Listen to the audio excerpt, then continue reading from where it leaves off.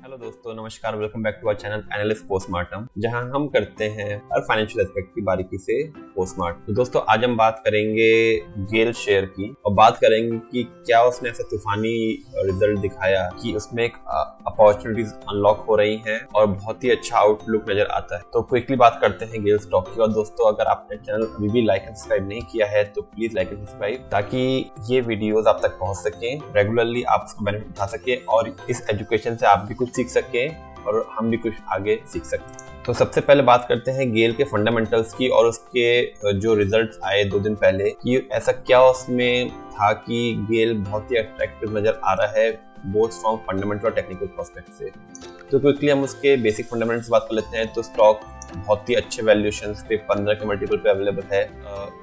Equity बहुत ही date to equity बहुत ही minimal है और जो बुक वैल्यू है वो 111 रुपए और अभी करंटली 122 रुपए पे है। तो बहुत ही अच्छे book value to current price ratio पे है और डिविडेंड यील्ड भी इसकी 3.28 है, तो वो भी एक अच्छी डिविडेंड यील्ड में आता है। तो सब कुछ अच्छा है और जो इसमें वैल्यू अनलॉक अभी तक नहीं हुई थी वो थी बिकॉज ऑफ जो इसकी रिटर्न ऑफ इक्विटी और रिटर्न ऑफ कैपिटल था वो काफी लो था, जिसकी वजह से इसमें एक ग्रोथ नजर नहीं आ रही थी काफी टाइम से। लेकिन इस क्वार्टर के जो रिजल्ट्स आए हैं, अगर आप उस पर थोड़ा सा देखेंगे तो क्विकली अगर हम बात करें तो जो सेल्स है, सेल्स मार्जिनली बड़ी है 200 करोड़ से, लेकिन उसके जो एक्सपेंसेस थे देखिए वो पिछले क्वार्टर में 30 करोड़ थे और उसके पिछले क्वार्टर में 32,000 करोड़ और उसके पिछले 35,000 करोड़। जो इस क्वार्टर में क्वार्टर ऑन क्वार्टर डिक्रीज हुआ है और उसका मेन रीजन है मटेरियल कॉस्ट में जो नेचुरल गैस के प्राइसेस हैं वो रेगुलरली डिक्लाइन की तरफ थे। तो उसका बेनिफिट इसको मिला है। तो जिसका नजर आप देखिए इसके ऑपरेटिंग प्रॉफिट मार्जिन पे नजर आया है। तो जो प्रॉफिट मार्जिन 5 या 1% था लास्ट ईयर, वो बढ़ के अब 11% पे आ गया है। इसी मारे अगर आप देखेंगे तो जो नेट प्रॉफिट है इसी क्वार्टर में पिछले साल 1300 करोड़ था, जो कि अब 2400 करोड़, ऑलमोस्ट 70% का नेट प्रॉफिट में इसको इंक्रीमेंट हुआ है इस क्वार्टर में। तो ये एक रीजन है जिसकी वजह से स्टॉक एक बहुत ही अच्छे कैश पे और अच्छे रिजल्ट्स इसने शोकेस किए। अब बात करते हैं इसके टेक्निकल्स की। तो ये गेल का वीकली चार्ट है। इसने 2007 में एक हाई बनाया था, जो पहला इसका ब्रेकआउट था करीब 102 रुपए पे। तो 2007 पे ये 102-103 रुपए पे इसने ब्रेकआउट किया और उसके बाद फिर काफी टाइम तक आप देखें यहाँ पे डाउन ट्रेंड में रहा। फिर उसने एक बार ब्रेक करने की कोशिश करी फेब 11 में, उसके आसपास आया, फिर वहीं से रिवर्सल लिया। फिर तीसरी बार नवंबर 14 में, इसको हम मार्क कर देते हैं। तो एक ये यहाँ पे इसने ब्रेक किया, फिर यहाँ पे एक बार इसको ब्रेक करने की कोशिश करी, तीसरा यहाँ ब्रेक करने की कोशिश करी और जो फोर्थ यहाँ ब्रेक करने की कोशिश करी और उसके बाद फाइनली सितंबर 17 में इसने 102 रुपए के प्राइस को, जो कि इसका बहुत ही बड़ा रेजिस्टेंस है, उसको ब्रेक किया। अब उसको ब्रेक करने के बाद देखिए कहाँ पहुंचा। इसने एक हाई बनाया 134-35 रुपए का 2018 में और उसके बाद फिर कांस्टेंट ये डाउन ट्रेंड में रहा। अब उसके बाद इसने फिर से जो आपका जो रेजिस्टेंस था 103 रुपए का, उसको ब्रेक करके ये नीचे काफी आगे था और उसके बाद फिर उसने एक अपवर्ड चाल चली और अपवर्ड चाल शुरू करने के बाद उसने देखें यहाँ मार्च 21 में उसी 103 रुपए पे आया, फिर से रेजिस्टेंस पे ब्रेक करने की कोशिश करी, नहीं कर पाया। मई 21 में दोबारा उसने उसको ब्रेक किया लेकिन सस्टेन नहीं कर पाया, फिर नीचे आया और फिर कई बार जून 21 में, अक्टूबर 21 में, अप्रैल 22 में, फिर देखिए आगे मार्च 23 में उसने 102 रुपए को तो ब्रेक किया, लेकिन ऊपर में जो अगला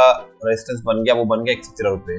तो 113 रुपए इसका एक बहुत बड़ा रेजिस्टेंस बन गया था जिसको पार नहीं कर पा रहा था। कई बार कोशिश करी, नहीं कर पाया। तो देखें कि 4-5 बार किया और फाइनली अब जुलाई में उसने जो 113 रुपए का रेजिस्टेंस था उसको ब्रेक किया और उसको ब्रेक करने के बाद उसने फिर से जो इसका पिछला हाई बनाया था यहाँ पे देखिए जो 132 रुपए, वहां तक गया और वहां से रेजिस्टेंस इसको फिर से मिला, फिर नीचे आया। अब नीचे की तरफ अगर बात करें तो इसका एक बहुत ही इंपॉर्टेंट सपोर्ट बन गया है 113 रुपए। तो जैसे पहले 102-103 रुपए हमने देखा बहुत ही अच्छा सपोर्ट, रेजिस्टेंस ऑफ सपोर्ट बना, वैसे ही यहाँ पे एक बहुत ही 102 के ऊपर रेजिस्टेंस बना 113 रुपए और जो कि अब उसका बहुत ही इंपॉर्टेंट सपोर्ट बन गया 113 रुपए। तो 113 रुपए इसका बहुत ही इंपॉर्टेंट सपोर्ट है और ऊपर में एक मेजर रेजिस्टेंस है 132 रुपए, जिसको इसने ब्रेक करने की 2 बार कोशिश करी। देखिए यहाँ पे सितंबर 18 में नहीं नीचे आया और फिर यहाँ पे अक्टूबर में से फिर से कोशिश करी, नहीं आ पाया। अब 113 और 132 इसकी एक रेंज बन गई है। तो और नीचे में अगर देखेंगे तो एक ट्रेंड लाइन का सपोर्ट लेके चल रहा है काफी टाइम से। तो जब उसके पास आता है वहां से बाइंग आती है और ऊपर जाता है। अब देखिए फाइनली एक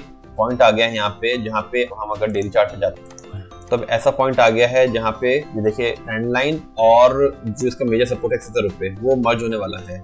तो ये एक ब्रेक थ्रू पॉइंट हो सकता है कि शेयर अब 113 रुपए के नीचे नहीं आए, 113 रुपए इसका मेजर सपोर्ट हो गया है। और क्योंकि अब इसके रिजल्ट बहुत अच्छे आए हैं तो इसने एक फिर से जो एक रेजिस्टेंस 132 रुपए के बाद नीचे आया था, अब फिर से ये ऊपर जाने की तैयारी है। तो इमीडिएटली अगर इसको हम इमीडिएटली ट्रेड करना चाहें तो हमारे लिए दो लेवल्स रहेंगे। नीचे की तरफ 113 रुपए जो इसका बहुत बड़ा सपोर्ट बनेगा और ऊपर की तरफ 132 रुपए जो इसका रेजिस्टेंस बनेगा। तो करंट भाव से भी ऊपर की तरफ अभी 9% का रिटर्न नजर आता है और फिर उसके बाद अगर ये 133 रुपए को ब्रेक करता है तो फिर एक नई जर्नी की तरफ जो कि ऑलमोस्ट 6 साल बाद का ब्रेक इवन होएगा, फिर ये ऊपर की तरफ 140 रुपए तक के ये टारगेट्स को अचीव करने की कोशिश करेगा। तो ऑलमोस्ट यहाँ से अगर 140 रुपए की बात करें तो मोटा मोटा करीब 15 से 20% का रिटर्न इसमें ऊपर की नजर आता है लॉन्ग टर्म में। तो ये बहुत ही अच्छा इन्वेस्टमेंट हो सकता है बेस्ड ऑन फंडामेंटल्स और based on the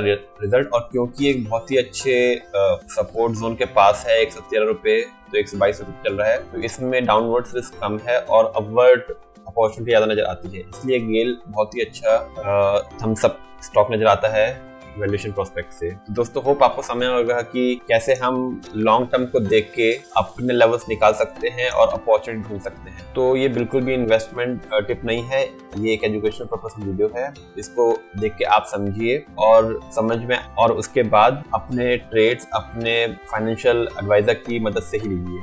thank you.